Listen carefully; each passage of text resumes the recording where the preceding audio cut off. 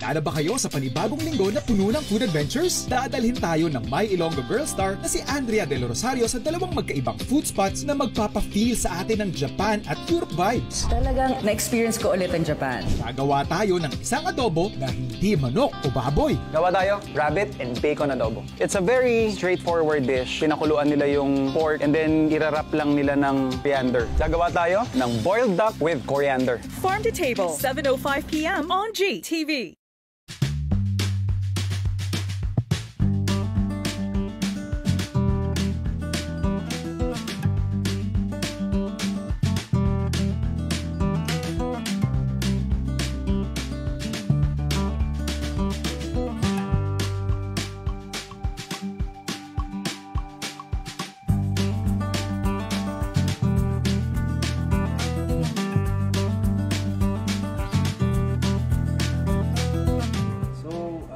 We started at during pandemic. Mama Ana started with a budget of 6,000 only. So yun po yung starting niya po. Then nag-pursue po siya na makilala pa po si Bat First kasi during pandemic po sir, di ba, parang kanya-kanya po tayong business noon. So doon po nag-ano si Mama Ana na mag-start po ng coffee business. Naming Batters po. Then,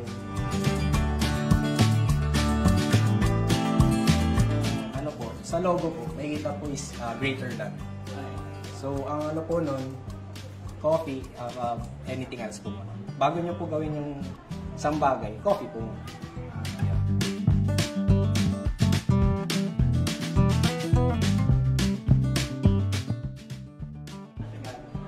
Bali, nag-explore na po siya, tapos naging na po, as the company grows, syempre nag-excel po tayo sa needs po ng customer. Then, yun po, bukod po sa Vietnamese, nag-exceed na po, na po tayo, extend na po tayo, nag-reach out na po tayo sa ibang levels of coffee po na may espresso base, meron pong drip base, meron pong non-coffee, meron pong matcha. Then, as time goes by po, na nagkakaroon na po tayo ng ibang series pa po, like for seasonal po siya, like for example po, during summer meron po tayong summer drinks po, then sa holiday season po, then ito po yung this February po is yung Cupid's po.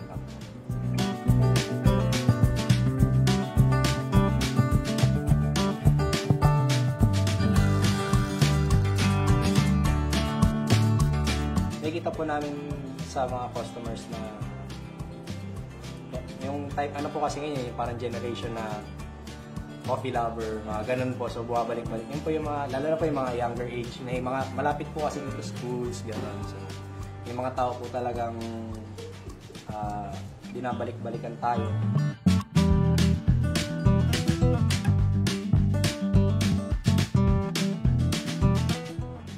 Good coffee doesn't have to be expensive.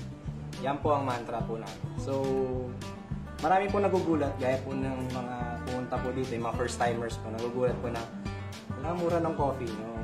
Na ganyan yung price, and ganyan po. So, ang sinasabi po namin, yun po, mura po siya at quality po talaga siya. Hindi po siya ganun kamahal like other coffee shops po dyan. So, yun po yung po namin na good coffee doesn't have to be expensive. Yan po ang namin sa mga customers po.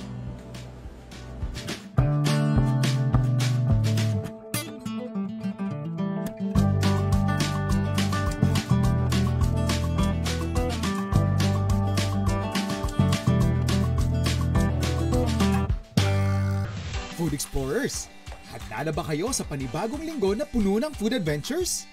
From the Philippines to around the world ang ganap natin dahil mula sa farm foods ay dadalhin tayo ng My Ilonggo Girl Star na si Andrea Del Rosario sa dalawang magkaibang food spots na magpapa-feel sa atin ng Japan at Europe vibes. Parang na-inspire ka ba sa trip? Yeah. Kasi parang I could see like parang European. Talagang na-experience ko ulit ang Japan. I was really surprised. Wow, yummy. It's hard to replicate it, diba? And I think on point si Coffee Dojo.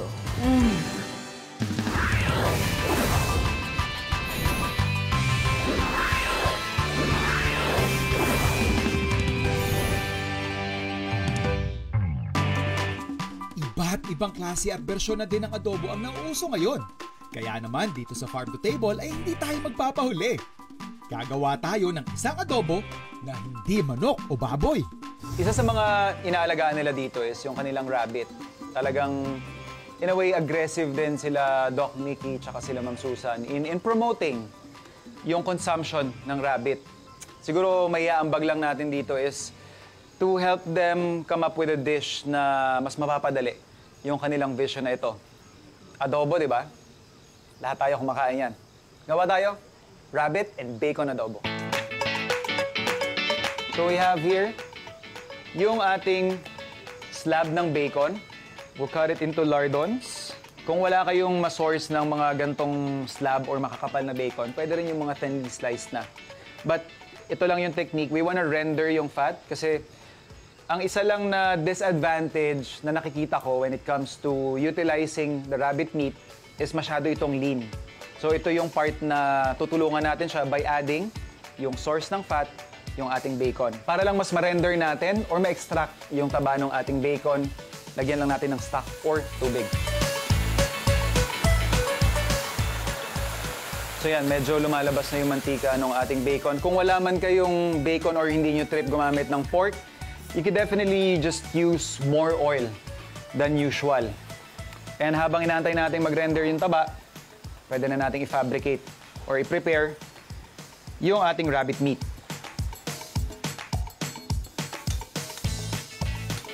So nakapag-render na tayo ng fat, sear na natin yung ating rabbit meat.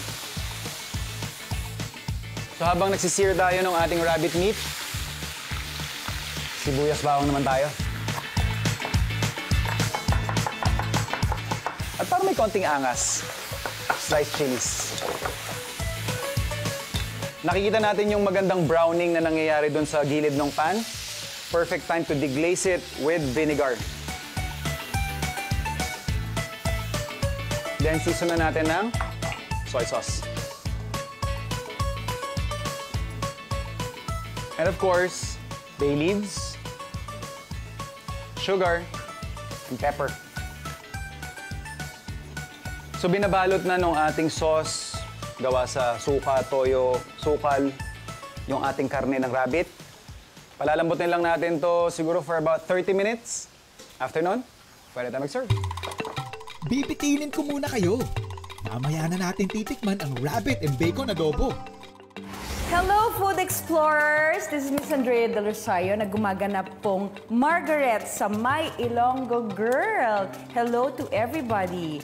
And today, I have been craving po Japanese coffee. Wow, yummy.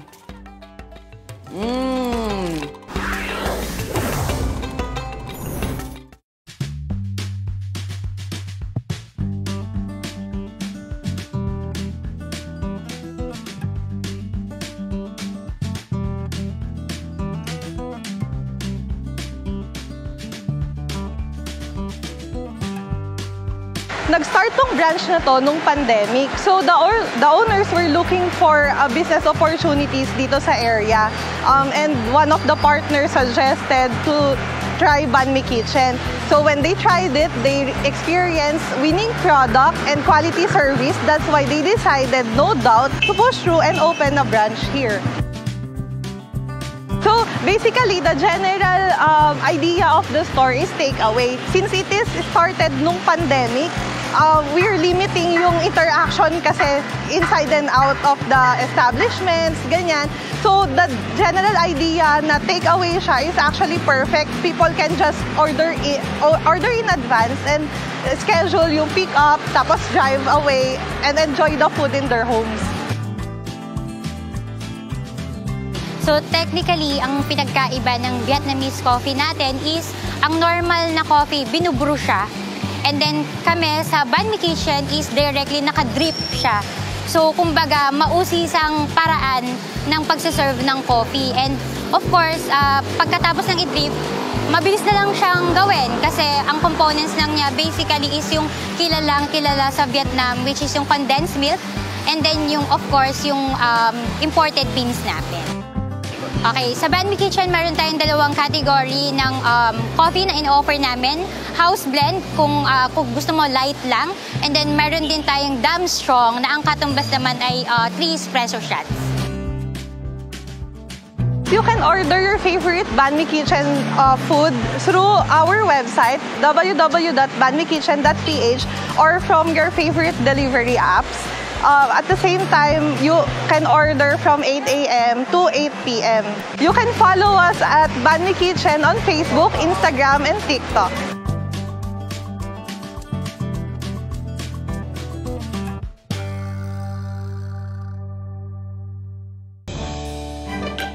Japan vibes ba ang hanap mo while having coffee? May alam kaming spot sa Quezon City para dyan. Ang Coffee Dojo at ang My Ilonggo Girl star na si Andrea Del Rosario ang makakasama natin sa Japanese coffee experience na ito. Wow, yummy.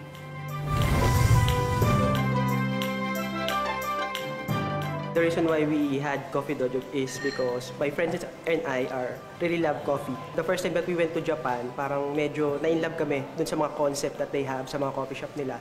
So parang naisip namin na why don't we bring it to the Philippines so that yung mga coffee lover natin dito would experience yung na-experience namin during the time that we are sipping our coffee in Japan. So that's the reason why we have cherry blossom outside para din ma-experience nila yung parang they are sitting sa ilalim ng cherry blossom tree and then habang nagkakape sila. And as you can see sa background, merong parang view ng window na merong mga naglalakad. So yun yung gusto namin i-project dyan. Ayun nga, in totality, we wanted to elevate the coffee experience ng mga customer and at the same time, ma-experience nila na parang nasa Japan talaga sila. Hello, Food Explorers! This is Miss Andrea Del Rosario na gumaganap pong Margaret sa My Ilonggo Girl. Hindi niyo po na itatanong ay, bago po kami nag-shoot ng My Ilonggo Girl, ay nanggaling po kami sa Japan, my family and I. And doon po namin natagpuan ang, gosh, masasarap na kape and pastries. And today, I'm so happy because I found this place. It's called Coffee Dojo. O, diba? See, guys, they have this. Look! So Mochi Donut, inspired din siya from Japan. So if we're going to compare yung the donut that we have here in the Philippines dun sa Mochi Donut, totally different to experience because yung Mochi Donut, chewy siya and hindi siya kagaya nung regular na donut natin dito sa Pinas. Wow! Thank you, Miss. All right, what's this? This is Tokyo Banana, inspired by Tokyo Banana bread from Japan. So, combination po siya ng banana milk and then espresso with taste of caramel sauce pa. Wow! See? Narinig yan? Banana, coffee, caramel. Oh, 3 things that I really love so much. All in one drink. Wow! Sarap naman nun. Yummy! I can taste the banana, the caramel. Ay, gusto ko ito. Matcha mochi. O, diba?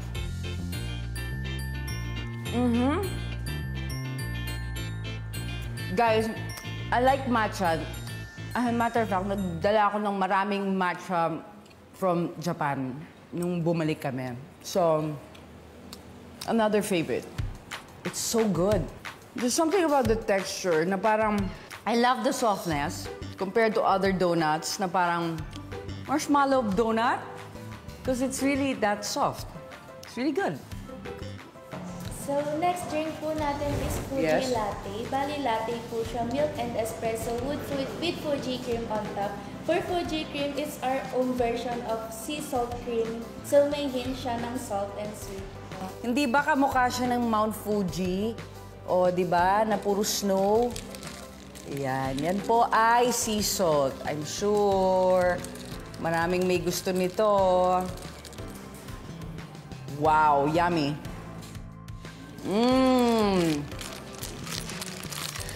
Guys, I wish I can share this to you. It's so good. Very yung next natin, which is butterbeer. Inspired naman po siya for Harry Potter drink po. Oh. So, caramel flavor po siya na may Fuji cream on top po ulit. And it's Pero a... non-alcoholic. Oh, I was gonna say, because guys, I don't drink. Oh, see, the best. Guys, sana ma-explain ko. Basta masarap eh. So, para siyang may soft drinks. Parang float. And look at the froth. Paano nila ginagawa yun? So, this is matcha float po. So, matcha soda with ice cream on